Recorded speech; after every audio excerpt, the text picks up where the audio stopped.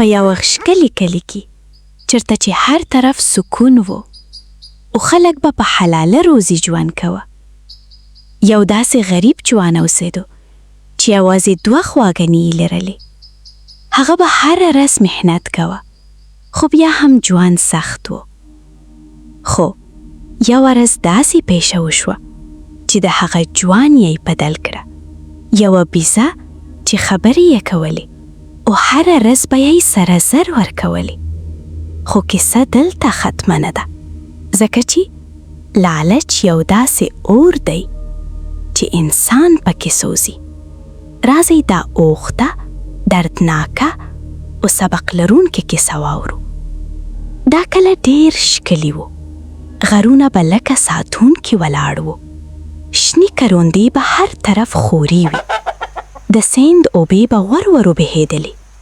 ماشومان به په کوڅو کې لوبې کولې. سهاره به چرګان بانګ وهلو او خلک به وختي پاڅېدلې.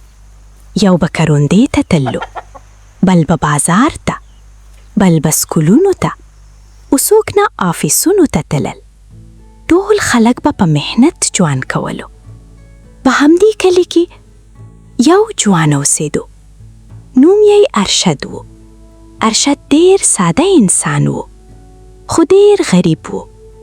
د هغه ټول شتمني یوازې 2 خواږنې وي. هره ورځ به هغه سهار وختي پاڅېده. خواږنې به یې وتړلې او شوده به یې راویستلې. بیا به یې شوده بازار ته وړلې. بازار کې به یې خلکو ته ویلې تازه پی، تازه شودې. او همدا د هغه روزي و. د ارشد مور یوه زاړه ښځه وه خو زړ یې ډېر لوی و. هغې به هره ورځ دعا کوله، یا الله زما زوی ته برکت ورکړي. یو ورځ یې ارشد ته وویل زویه که څه هم غریب یو خو الحمدلله حلاله روزي خورو. ارشد مسکی شو. امی جان زه به نور هم محنت کوم. د ارشد ترڅنګ یو بل کور هم و. هلته یو سړی اوسېدو. نوم یې جهانگیر و. هغه ډېر شتمن و. د هغه کور ډېر لوی و. نوکران، مالونه، کاروبار او د هغه ډېرې غواګانې وي او هغې نه به یې شوده هر څه وه او هغه ډېرې پیسې به یې پیدا کولې. خو هغه خوشحال نه و ځکه چې هغه ډېر لالچي و.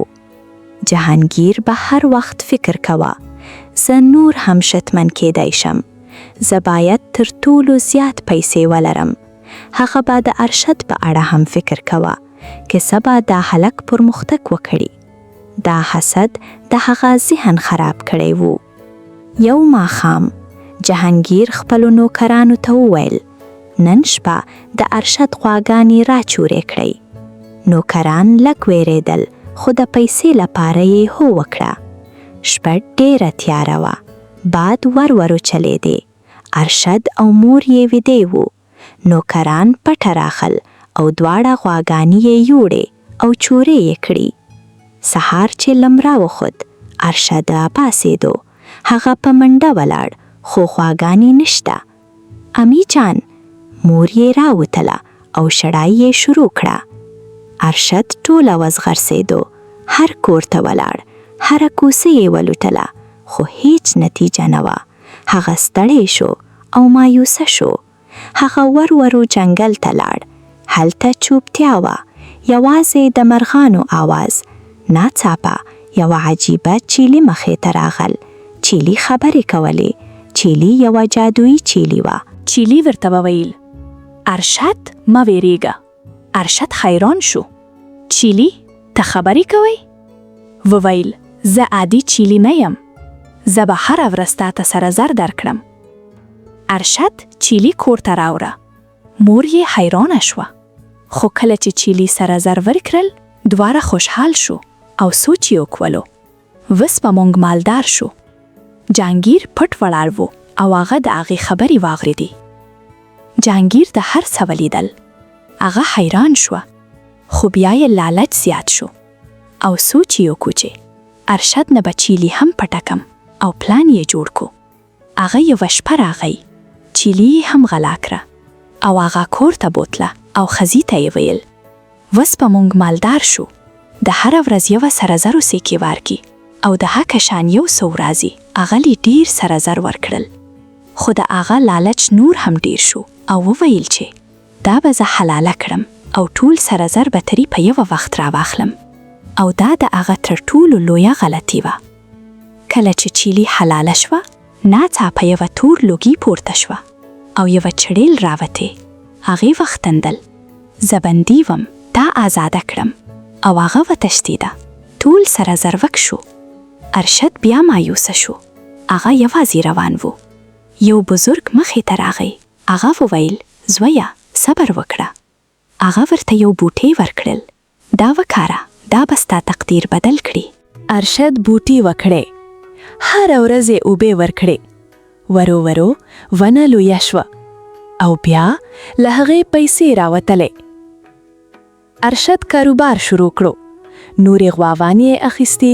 لوی فارم یې جوړ کړو او ډېرې غواګانې یې اخیستې او ډېر شوده به یې خرڅول او ډېرې پیسې به یې ګټلې. هغه اوس شتمن شو. خو په دې ونه کې یو چل و چې د ورځې به دې ترې پیسې راوستې نه څه به یې نه وي او که د شپې به یې ترې راوستې نه سړی به ډایرکټ کاڼه کیده. جهانګیر ډېر پریشان و چې ارشد سره دومره پیسې څنګه راهي او هغه یوه ورځ د ارشد د کره کور ته راهي او د هغه بوټي یې ولیده. هغه ته پته ولګېده چې دا خو داسې دې پیسې پیدا کی او هغه بیا پلان جوړ کو او د شپې ښځه خاوند دواړه رالل او بوجي یې راوړه چې ډېرې پیسې به ترې پټې کوو. خو کله چې هغې پیسې ته لاس کړل نه دواړه کاڼې شول. کله چې ارشد او مور یې سحر پاڅېدل نه جهانګیر او ښځه یې کاڼې وو. هغې پوه شو چې دا ټولې علاغانې موږ نه دي کولی. ګرانو دوستانو لالچ انسان تباه کوي. صبر کامیابی راولي. حلال روزی برکت لري. رحمان بابا وایي کرده ګلو کړه چې سیما دې ګلزار شي ازغې مه کړه پخپو کې به دې خار شي. تا چې بل پخه شو ولې هسې پوخه شه چرې دا غشې به ستا په لور ګزار شي. لایک شیر سبسکرایب پښتو تون هب.